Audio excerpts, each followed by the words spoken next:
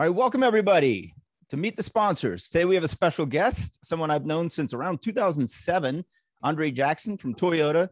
Andre spent, at least 13 years in Toyota Motorsports. And I think in October of 2020, in the midst of COVID, he moved over to e-commerce.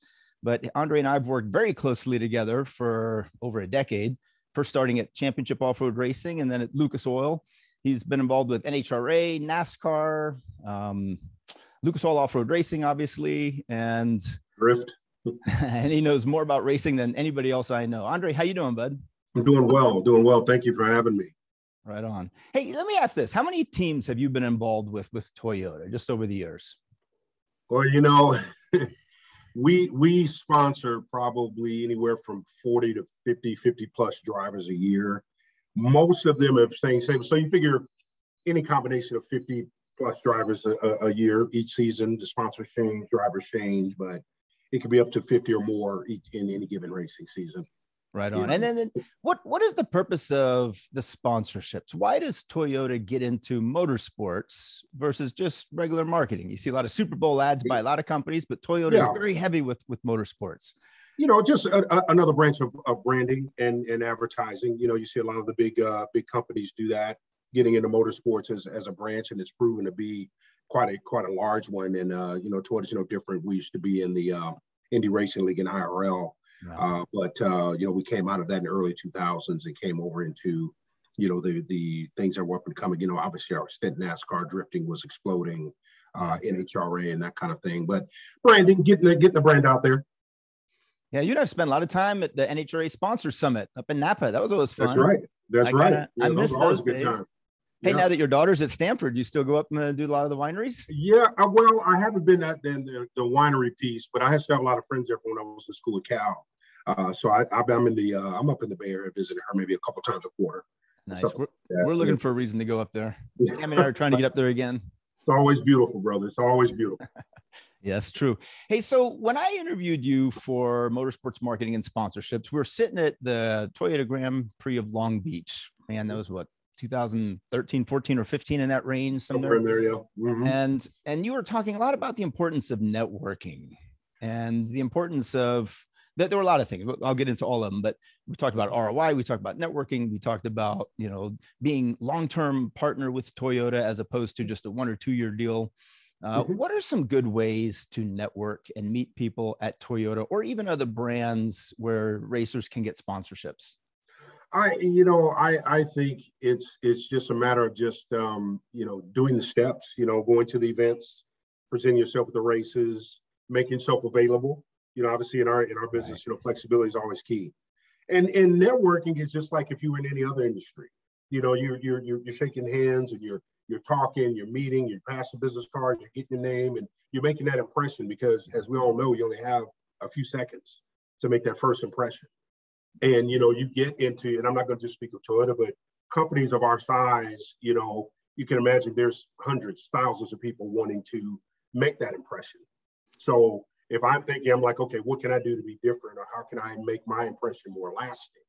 And it just comes down to that. And persistence is definitely something I will say, definitely persistence. So with all the networking going on out there, how many decks or proposals or sponsor me packages would you say you've seen over the years? Oh man, hundreds in some way, shape or form. If it wasn't in person, if it was a deck or if it was a video call or if it was in person or, at the track meeting, in some way, shape or form, probably hundreds. And what makes them stick out? Like what actually grabs your attention so you want to continue a conversation, which then can perhaps start a relationship where you get to know the racer and they get to know Toyota's objectives, and maybe one day become a brand ambassador. You know what? It's funny you asked that because this is me. I'm gonna speak very personally on this. For me, I'm looking for the person, male or female, that comes and says, okay, basically says, Andre, how can I help Toyota sell cars? Nice. You see what I mean? Who not with, and many come with their hand out. Hey, what can you do for me, Toyota? Well, what about the other way around? If you approach me, say, hey, you know what? I love that camera. What if we did this? You came to me with an idea. Yeah. Or if you said, you know what? I bet with my backing or my methodology or my proposal, we can probably get better marketing for your core product, something like that, to where you're coming to help us. And some drivers have done exactly that. They've come to us and said, you know what, I want to help you sell these. That's attractive to me. Yeah. What are some ways that they're helping you sell cars? What are some good ways? Because, you know, if someone asked me, hey, help me sell more Toyotas, at first I probably wouldn't know what to do. I'd have to think about it or be guided or educated. What have been some effective ways that racers have? You know what? It truthfully, the big thing now is the obvious: social media. And if I can drop one name, Antron Brown at NHRA is a good friend of mine. But if you go to Antron's page, he's either branded with Toyota, talks about his car, he's got his Sequoia or whatever, his trucks or Tundras, or doing something with his kids, his family. There's something he's doing that has our brand with him some kind of way.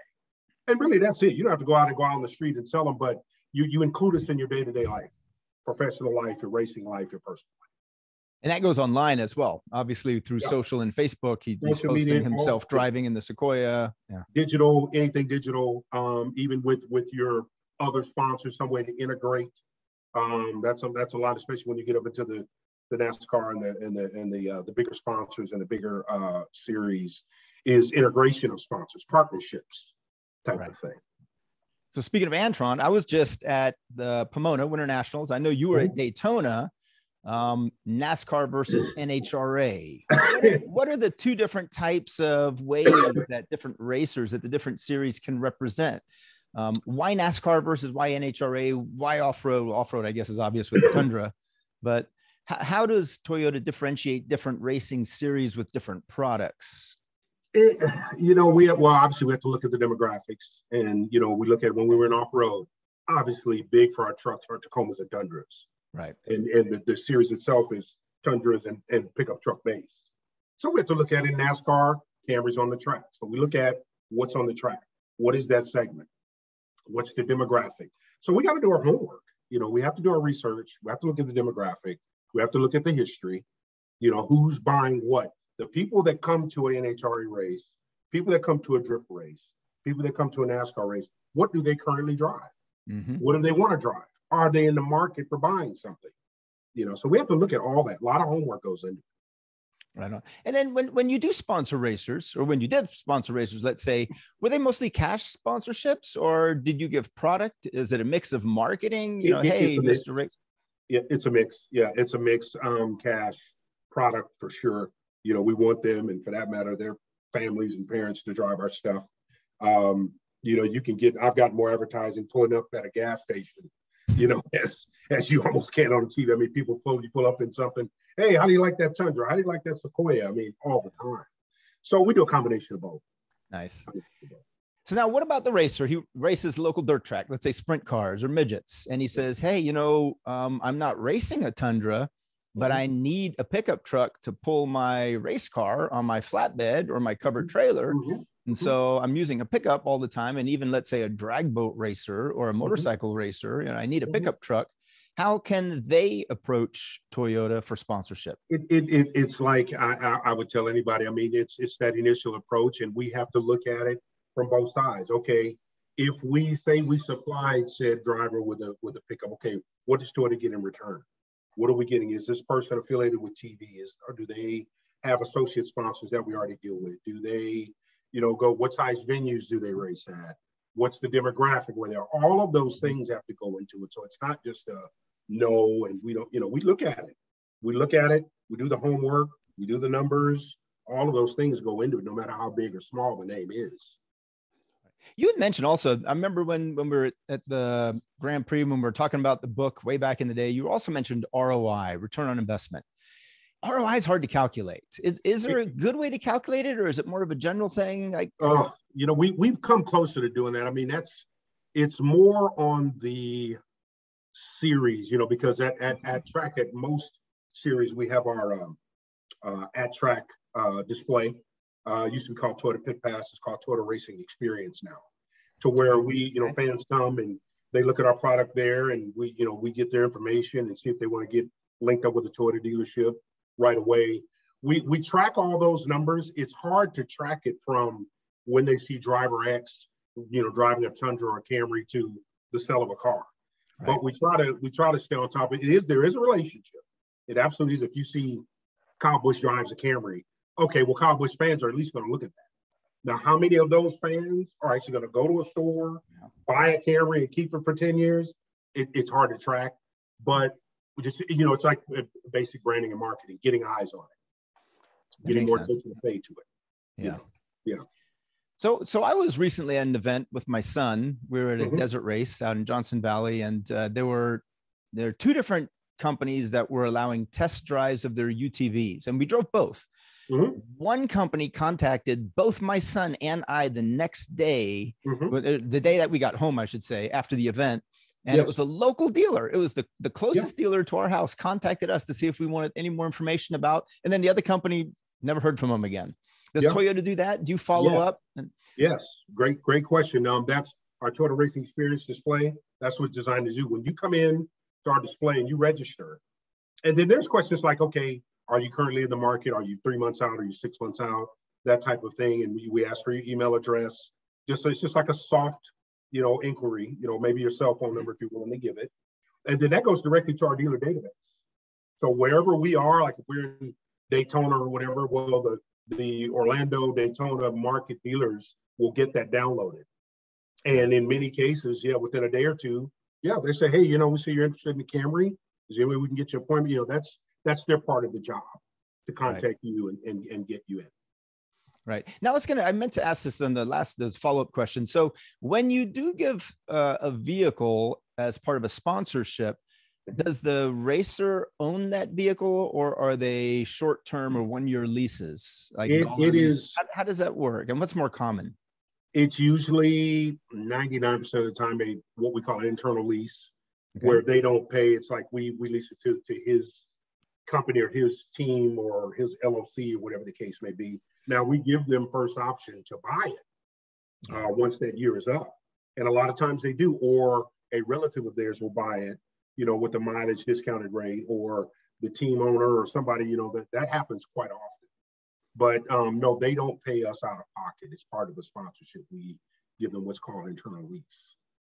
I've had many of those vehicles over the years. Absolutely. I think all the safety trucks for about 8 years at Lucas Oil were all Toyotas. That's exactly right. And we had to renew them. Yep, that's right.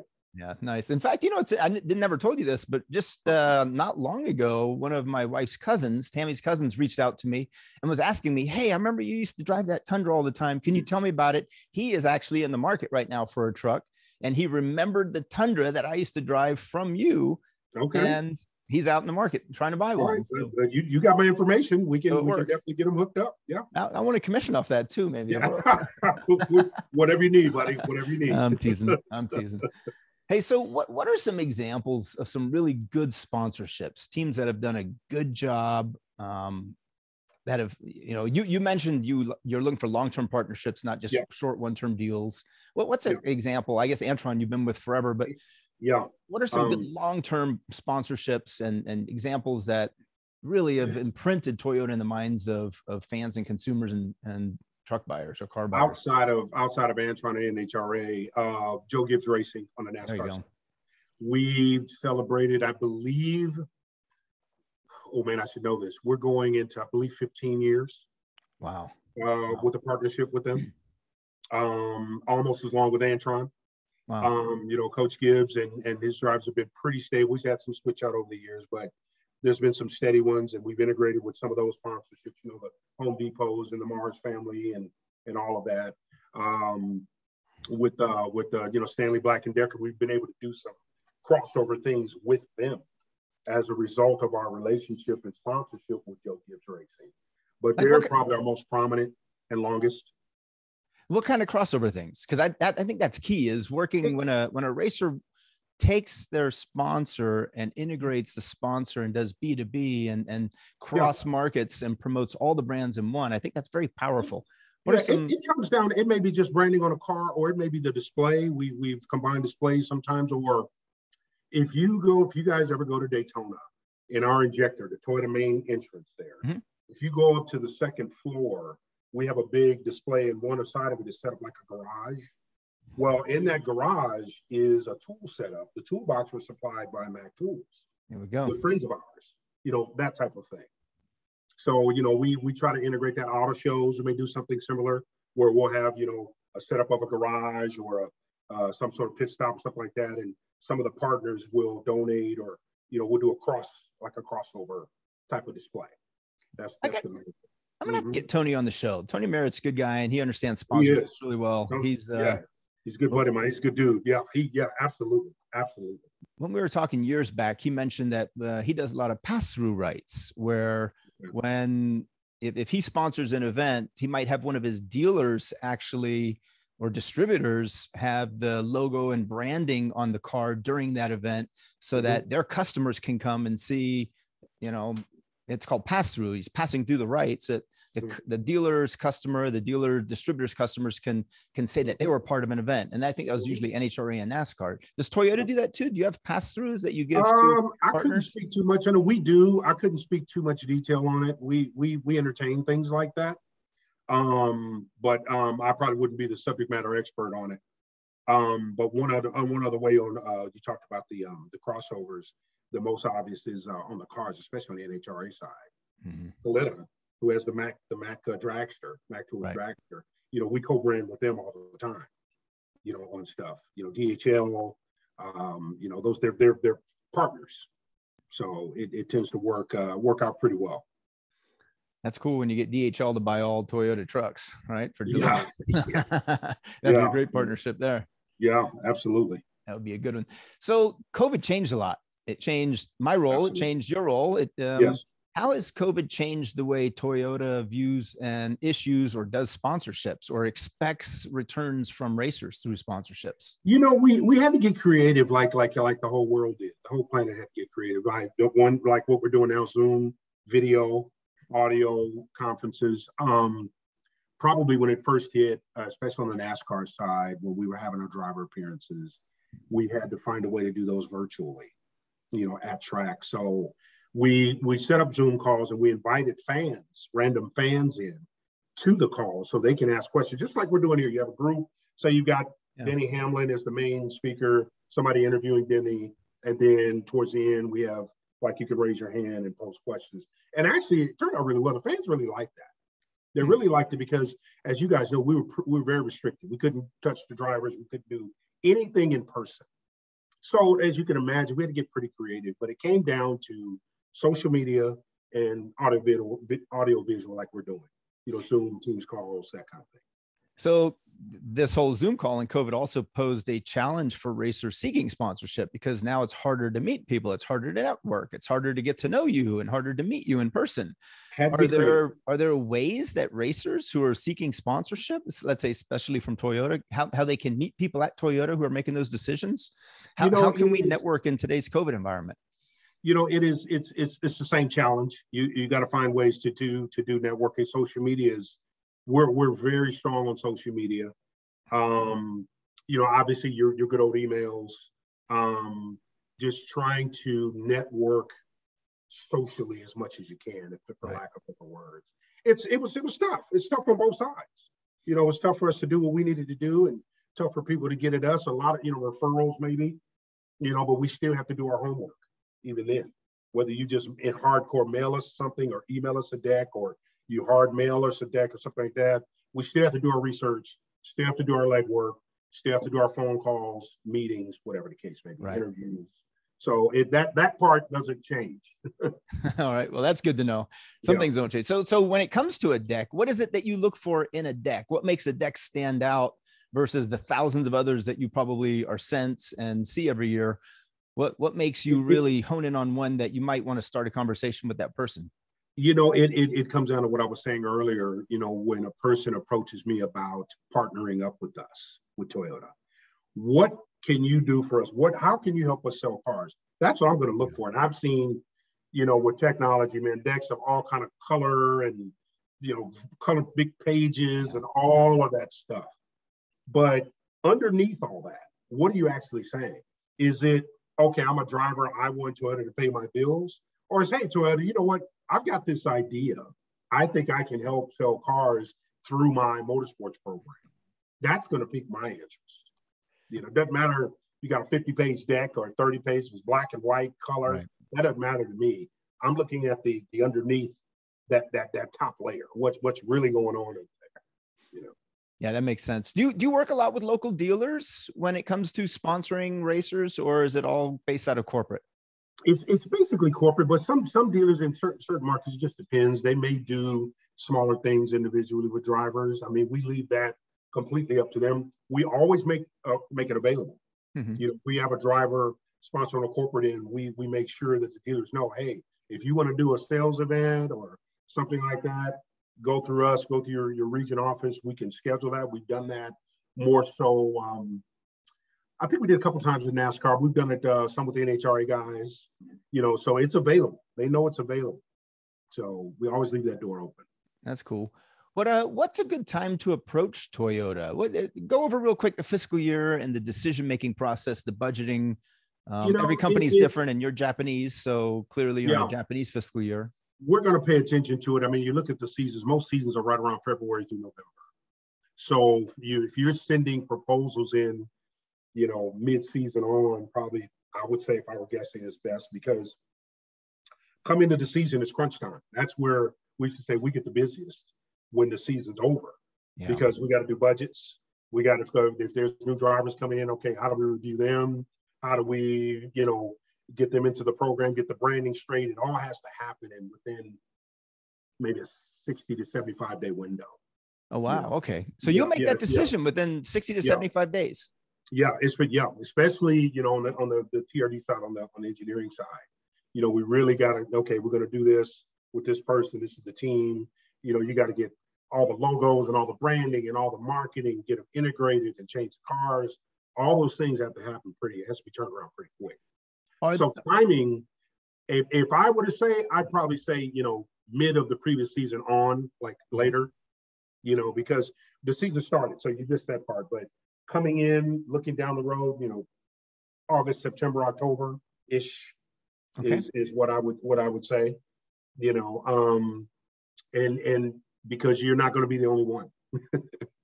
That's good to know then. So Toyota, you're not looking specifically at the fiscal year of the company. You're looking at more at the race season, which is the marketing opportunity. See, for motorsports, yeah, we're basically Thanksgiving through, we'll say mid-January is where all of the bulk of our stuff has to happen.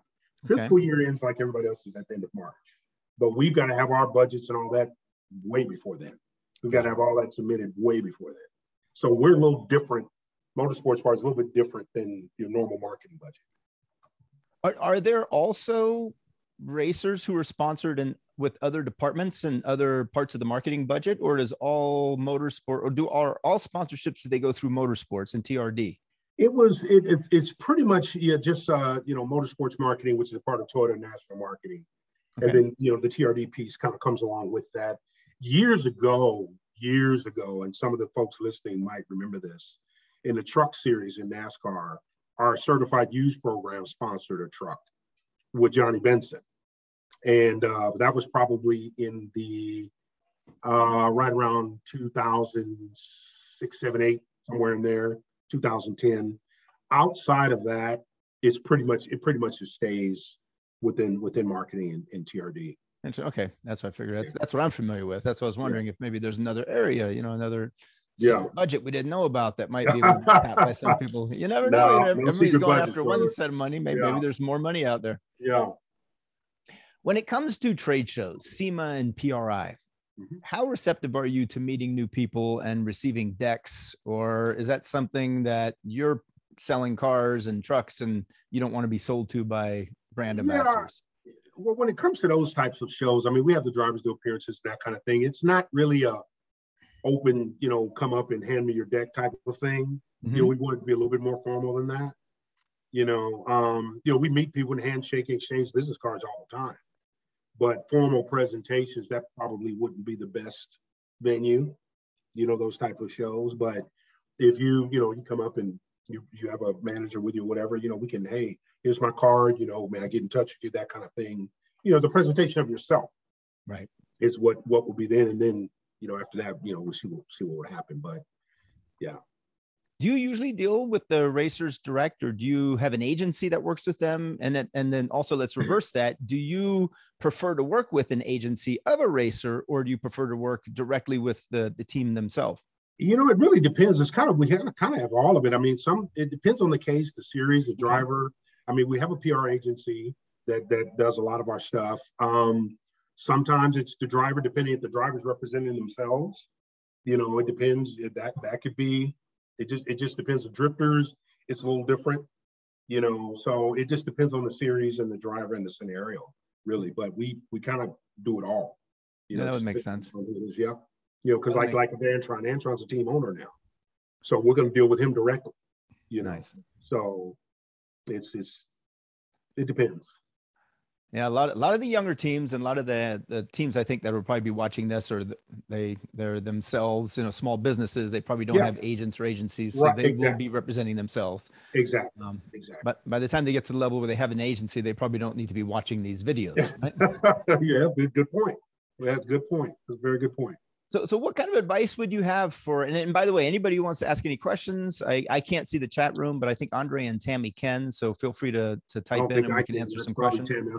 I can't see the chat. I think it's Tammy. So any kind of just like general advice, what do you? Advice, I would say, like what in the beginning of the conversation, you know, persistence. Maybe, you know, have a strategy, because obviously I'm going to state the obvious. Toyota is a huge company, number one auto manufacturer in the world. Right. A lot of people come at us for partnerships and sponsorships. So just think in your mind, okay, how am I going to approach Toyota, get their attention, to get the time and say, hey, I can be of value to you, Toyota, with X, Y, and Z. So you have to be creative. You know, you got to be present. You got to be persistent. You know, it's just almost like anything else we're getting in the entertainment industry or any other. I mean, it comes down to that. So I'm a new racer. I'm an amateur racer. I just realized that the series I race with is about to be on television. So I might be on TV, and I can put your logo on my helmet. I can put it on my race suit and my race car. Does Toyota want my exposure? I mean, I can give you exposure on TV, Andre. Well, how does that help?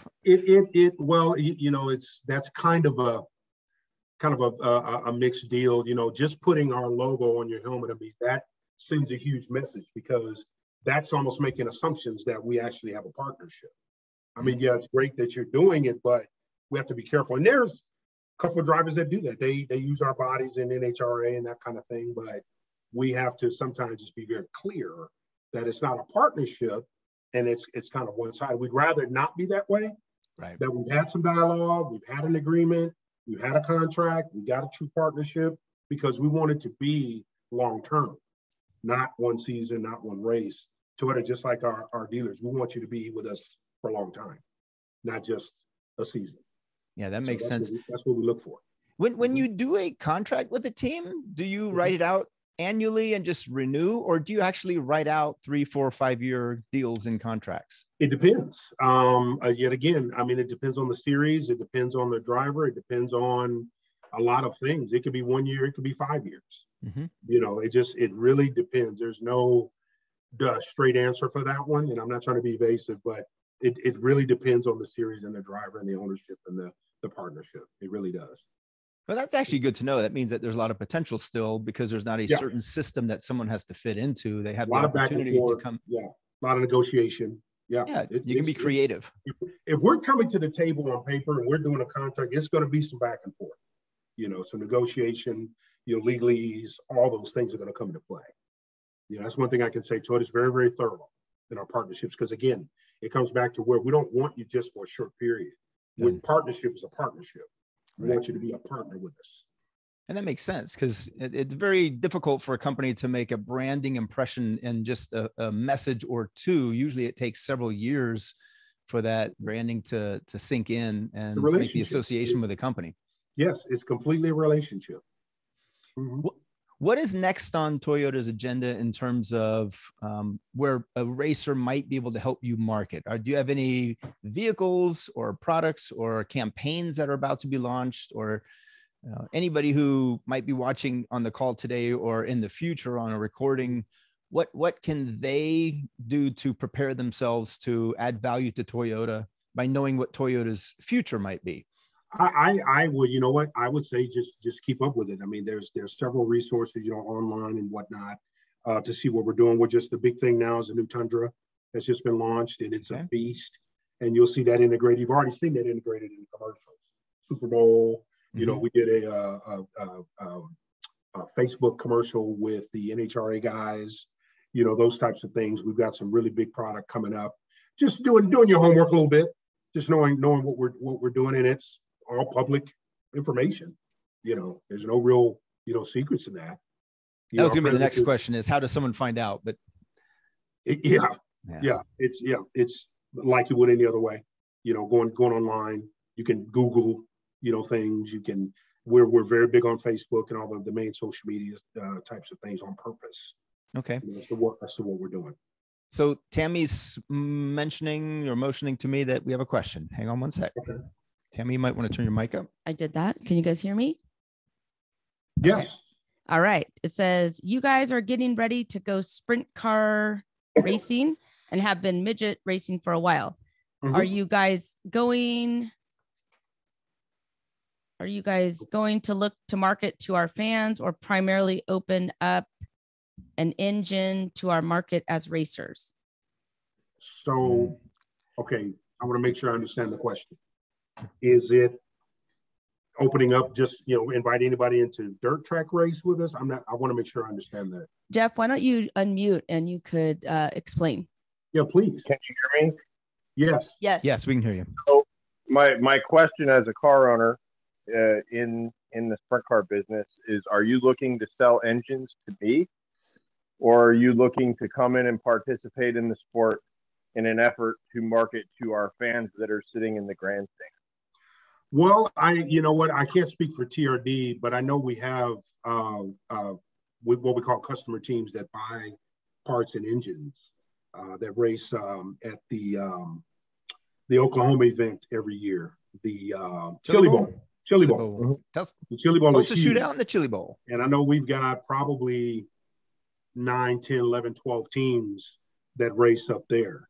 So I would actually probably say both. I'm not with the motorsports group anymore, but I would definitely say that's more of a TRD side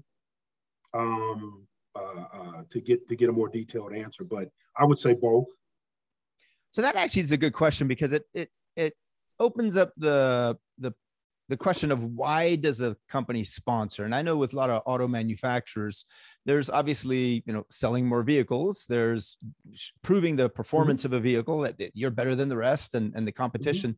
But then there's also the transfer of technology. How much of your sponsorships in the past have been to study the vehicle's performance in order to improve it by incorporating, you know, maybe the durability of the racing into the actual building of the vehicle to make it stronger, faster, better, tougher? You know, good question. And I'm not the most technical guy, but I can tell you from a marketing standpoint, we have a guy now named Akio Toyoda, who is a professional race car driver, Mr. Toyoda himself. He's the grandson of the founder. And he's a big racer. He has his own race team over in Japan.